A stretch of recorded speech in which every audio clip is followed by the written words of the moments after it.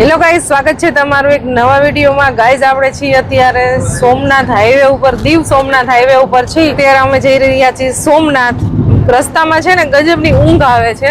વિચાર્યું છે કે આપણે પીવી છે ચા। આવે ચા પણ છે ને અહીંયા એલચી વાળું પાણી જ પીવડાવે છે, એટલે આપણે ચા અહીંયા નહીં પી। ક્યાંક ક્યાંક સારી મળતી હોય છે, પણ આપણે જે અનુભવ કર્યો ને 2 દિવસ કાલે 2-3 વખત, તો ચા ના મજા આવી। તો ત્યાં રસ્તામાંથી દૂધ ખરીદી લીધું પેલા, અને હવે ચા પી લેશું। મને ત્વિષા ને એને પિયુષ, તમારે 3 ને તો આમ થોડી ક્રેવિંગ છે હવે પીવાની, કે બસ ચા પી લઈ। સવારની પીધી જ નથી। અહીંયા એક ગુરુ દત્ત આશ્રમ કરીને જગ્યા રસ્તામાં દેખાય છે, તો ત્યાં છે ને આપણે જાશું। જો વાદળા છે આમ તો, પણ તડકો થઈ જાય છે ક્યારેક। હાઈવે ઉપર જ છે જો આ જગ્યા। તો અહીંયા નાળિયેરીના ને એવા ઝાડ છે ને, તેની નીચે આપણે થોડીક વાર માટે બેસશું, ચા પાણી બનાવશું, થોડો ઘણો નાસ્તો કરશું। નાસ્તો તો સાથે છે।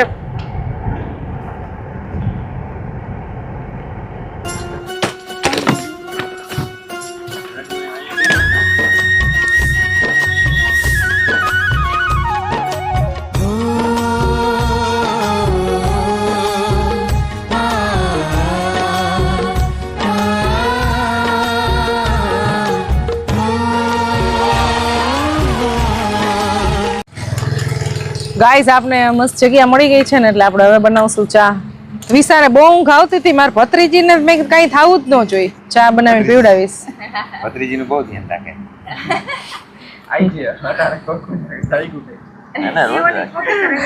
મારા ભત્રીજીને તો કઈ થવું જ ન જોઈએ, એટલે એને સ્પેશિયલ ચા।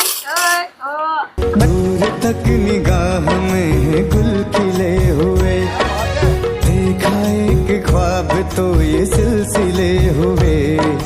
दूर तक निगाह में है गुल खिले हुए, ये गिला है आपकी निगाहों से, भूल भी हो दरमियां तो फासले। મોટા જ કેવાય આ તો યાર। એવડા નહીં, બીજા કઈ હતા ખરા પ્લાસ્ટિક ના હું ગ્લાસ। ઇલાયચી નહીં, ઇલાયચી અદરક ડાલ કે લા 2 કપ તો બનશે ને વધારાની, નકર નાખો નાખી દેજે પછી એનો કે 455 કેટલા છે બનાવીને રાખ એમ થોડુંક તો રાખ, કાઈ નો હરકે એમ। ઈ તો તઈ હા વડાર દી અમાર બે ભાઈ ભત્રીજા ને તો બાંધવાનું જ આઈલે રાખશે। હાથ ભરી જેવા છે એ જેવા है मैं रूम करे। आपकी आवाज नहीं सुनाई देगी, माइक तो मेरे पास है।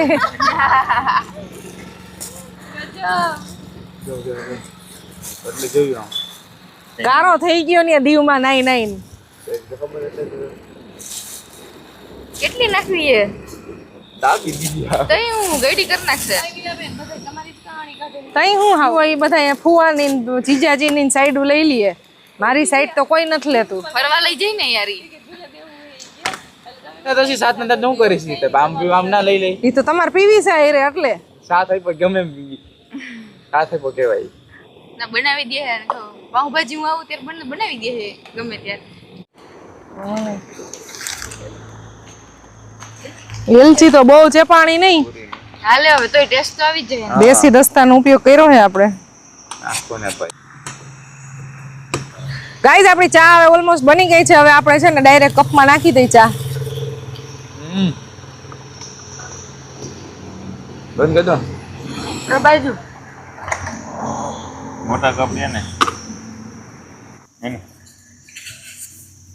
દિવ્યાને કે કપ હવે અમને મોટા દે છે, હવે પૂરા નથી થતા અમારે।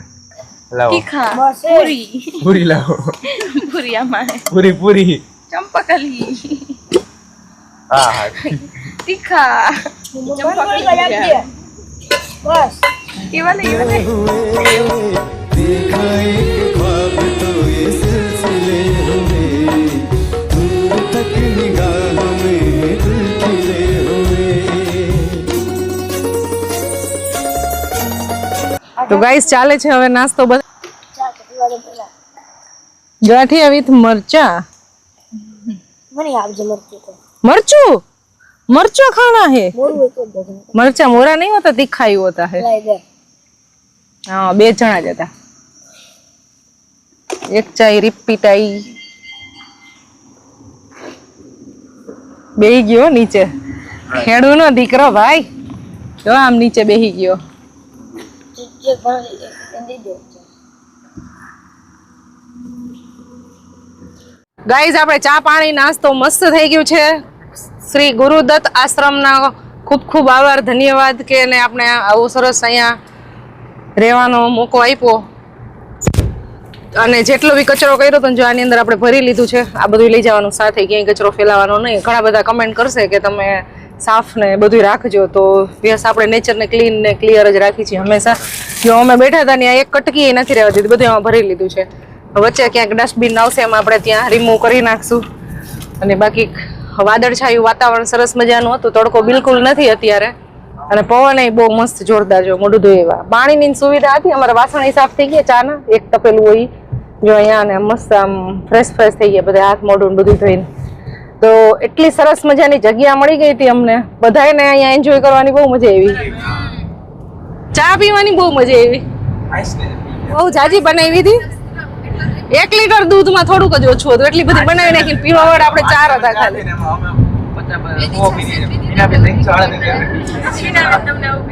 ઈ મને રોસ્ટ જ કરતો હોય, મને ખબર છે.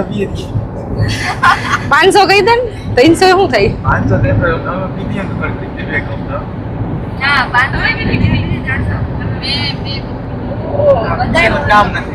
2 કપ મેં પીધી, 2 કપ પીયું છે પીધી, અને પરમે 3 થી 4 કપ પીધી, અને 2 કપ આશ્રમના બાપુ હતા ને એને પીવડાવી.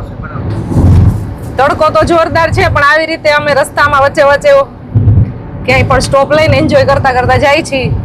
અને મોજે આવું એન્જોયમેન્ટ તો ફેમિલી સાથે હોય ને તો થાય. અમે 2 જતા હોય ને ત્યારે બસ ખાલી ચા પાણી પીને નીકળી જતા હોય, અથવા વધારે પડતો હોટલનો સહારો લઈને પી લેતા હોય. પણ આ જાજા બધા હોય ને એટલે આવું બધું કંઈક ને કંઈક ખાવા પીવાનું બનાવવાની ને એવું બધું કંઈક મજા અલગ હોય કરવાની.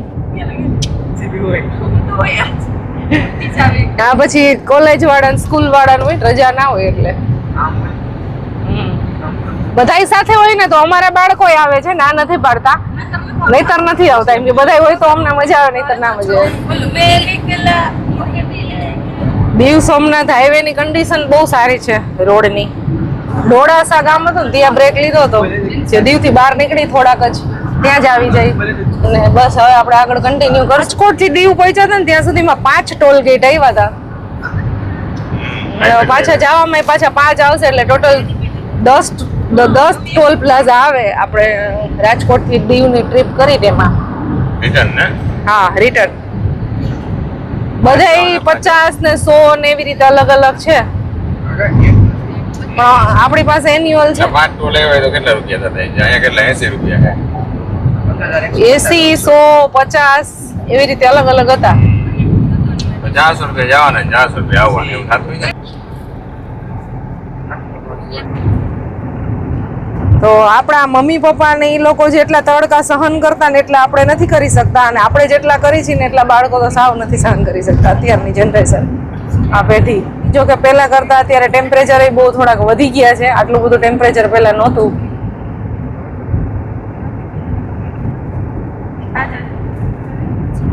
ઝાડવાનું વાવેતર અત્યારે છે ને આજે વચ્ચે થઈ ગયું છે ને, બહુ સારું છે. 4-5 વર્ષમાં એકદમ સરસ લીલુંછમ થઈ જશે. ગાઈઝ આપણે આપણા બાળકોને એક જ સલાહ અત્યારે આપવી જોઈએ, વૃક્ષ લગાવવાની.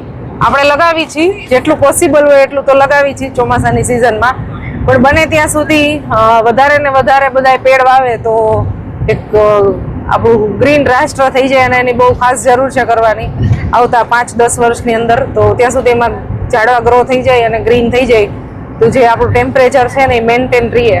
એટલે આપણે એવો ટૂંકમાં મેસેજ એક ફેલાવીએ કે બંને એટલું છે ને ઝાડવાનું વાવેતર કરવું જોઈએ. હમણાં ચોમાસાની સિઝન આવે તો બધાએ પ્લીઝ જેટલું બી પોસિબલ હોય ને એટલું 4 કે 5 કે વધીને 1 તો 1 પણ એટલીસ્ટ બસ એક પેડ બધાએ લગાવવું જોઈએ. આપણે લગાવશું, આપણા વિડીયોઝમાં બતાવશું, સારો મેસેજ બધા દ્વારા પહોંચે, અને બને ત્યાં સુધી બધાએ વાવવું જોઈએ. અલ્નીનોની અસર જે અત્યારથી જણાઈ રહી છે, આવતા 5 વર્ષમાં તો વધારે ને વધારે હશે કદાચ. તો ત્યાં સુધીમાં આપણે ઝાડવા વાવી અને 5-10 વર્ષમાં જો ગ્રો કરી જાય ઝાડવા, તો થોડુંક સ્થિર થઈ જાય બધું, ટેમ્પરેચર મેન્ટેન ને બધું. એની ખાસ જરૂર છે. ઘણા બધા અત્યારે વાવે છે ને સારા સારા કાર્યો થવા માંડ્યા છે ઝાડવા વાવીને. જો આપણા રોડ રસ્તામાં વચ્ચે તો બધે લગાવેલા છે જ. સદભાવના વૃદ્ધાશ્રમના અહીંયા ઝાડવા બધે લાગેલા છે. તો ગાઈઝ એવી રીતે આપણે ફૂલ નહીં તો ફૂલની પાખડી જેટલી મહેનત અમારે કરી અને વૃક્ષ વાવવું જોઈએ. ખાલી 5 વૃક્ષો તો વાવજો જ તમે એટલીસ્ટ. વાઈ છે અને મોટાઈ કરજો હજી તો. હજી ટૂંકમાં બને ત્યાં સુધી દર વર્ષે 5 વાવવા જોઈએ. પછી ભલે તમે ક્યાંય પણ લગાવો, તમારી વાડીએ, તમારા ખેતરે, તમારા રોડ રસ્તે, તમારા ગામડે, ગમે ત્યાં લગાવો, પણ તમારે 5 વૃક્ષ તો વાવવા જ જોઈએ દર વર્ષે. કેટલા 75 રૂપિયા ગાઈઝ હવે સેકન્ડ ટોલ આવી ગયું છે અને ટોટલ 6 ટોલ થાય. રાજકોટ થી આપણે દીવ પહોંચીને ત્યાં સુધીમાં 6 ટોલ આવે છે. કાલે મેં 5 તો વ્લોગમાં લીધા હતા, તો આવ્યો છે વ્લોગમાં, હું સુઈ ગઈ હતી આઈ થિંક. 75, 80 પછી 100 એવી રીતે પ્રાઇસ છે બધા ટોલની અલગ અલગ. એમાં 6 ટોલ તમે પસાર કરો તો રાજકોટ થી દીવ ને દીવ થી રાજકોટ આપણે પાછા પહોંચીને ત્યાં સુધીમાં 12 ટોલ આવી જાય. તો 12 ટોલ આઈ થિંક એવી રીતે સરેરાશ ગણીએ તો 500 રૂપિયા સમથિંગ પર ટ્રીપ થતી હશે. એટલે આવવા જવાનું 2 થઈને 1000 રૂપિયા જેવું ટોલ થાય. ઘણા બધા લોકોનો ક્વેશ્ચન હોય કે કેટલા ટોલ આવે છે, તો આ વખતે આપણે કાઉન્ટ કરેલા હતા 6 જવામાં 6 આવવામાં, એવી રીતે 12 ટોટલ થયા. પછી તો તમે કયો રસ્તો લ્યો છો એના ઉપર હોય. 2 રસ્તાથી જઈ શકાય. અમે સોમનાથ વાળો હાઈવે લીધો તો ટોલ વગર છે. ટોલ વગર જવું હોય તો આપણે સાસણ ગીર થઈને હવે ગીરની અંદરથી સાસણ થઈને આવી તો નો આવે. આપણે કેમ ન આવેલા ત્યાં? ત્યાંથી કામ હાલે રસ્તાનું, એટલે આ રૂટ આમાં બસો વધારે થઈ પણ મજા આવે. રસ્તાનું કામ ચાલુ, સિંગલ પટ્ટી, આ મજા આવે. વરસાદ ને હોય ત્યારે આનંદ લેવો હોય ત્યારે ઈ સાઈડ મજા આવે. બરાબર ને? હા, એમ મજા આવે. એટલે જવાનું એની બાજુથી ને આ તો તમારે રોડે રોડ ખાલી દીવ તમારો ડેસ્ટિનેશન હોય તો પછી સોમનાથ દાદા દર્શન કરવા હોય તો પછી ત્યાંથી ચાલુ પડે ને. પેલા આપણે એવું વિચાર્યું હતું કે રિટર્ન માં જાશું ત્યારે તુલસી શ્યામ ને એવું બધું થઈને જાશું, પણ ત્યાં કામ ચાલુ એટલે મોસ્ટલી આખા રૂટ ઉપર નાળિયેરીના ફાર્મ આવે છે, એટલે ગ્રીનરી તો બહુ વધી છે વધારે. આમ અંદર તો બહુ છે. જો તૈયારી થઈ છે. હા, કેટલા ફાર્મ છે નાળિયેરીના.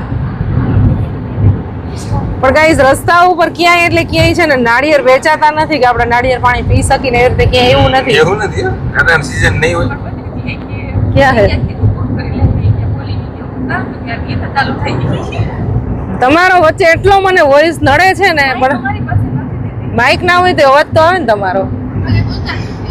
ગાઈઝ આ બચ્ચા પાર્ટી વચ્ચે વ્લોગ શૂટ કરવું તો બહુ છે ને આમ ટાસ્ક જેવું કામકાજ છે. એને કેટલી વાર હું પેલા તો બંધ કરાવવાની કોશિશ કરું, પેલા બધું બંધ કરાવું, પછી હું વ્લોગ સ્ટાર્ટ કરું ને જેવો વ્લોગ લેવાનું જેવું ચાલુ કરીને આપણે થોડું કઈ બોલીને ત્યાં પાછળ સીધું જ બોલવા ચાલુ કરી દઈએ.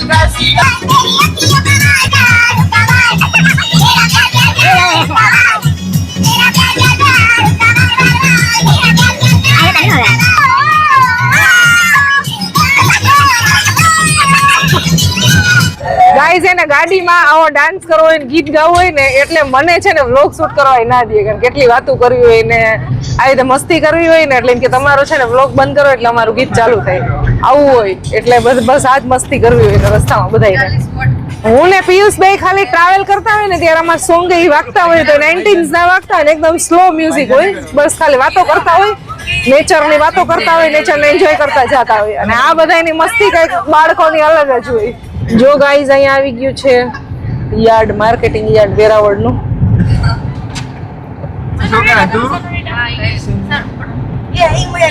જય સોમનાથ દાદા. ગાઈઝ આપણે પહોંચી ગયા છીએ સોમનાથ મહાદેવની નગરીમાં. તો આજે આપણે પાછા આવી ગયા છીએ સોમનાથ દાદાના દર્શન કરવા માટે. ગુજરાતનું 12 જ્યોતિર્લિંગમાંથી આપણે પહેલું જ્યોતિર્લિંગના દર્શન કરવા માટે આવી ગયા છીએ ગાઈઝ. અમારી યાત્રા છે 12 જ્યોતિર્લિંગ કમ્પ્લીટ કરવાની. એમાંથી આપણે એમપીના તો કમ્પ્લીટ કરી જ લીધા છે. થોડાક ટાઈમ પહેલા આપણે ગયા હતા નાગેશ્વર, અને આજે પાછા રિપીટ આવી ગયા છે. સોમનાથ દાદાના તો ઘણી વખત દર્શન કરી લીધા છે, પણ આજે આપણે કરશું 12 જ્યોતિર્લિંગમાંથી, એટલે આપણે બીજું જ્યોતિર્લિંગ, એટલે ટોટલ 4 જ્યોતિર્લિંગ કમ્પ્લીટ થશે. અને હવે આવશે ને ચોમાસાની સિઝન, ત્યારે આપણે મહારાષ્ટ્રના બાકીના 3 જ્યોતિર્લિંગ છે ને એના દર્શન કરવાના છે.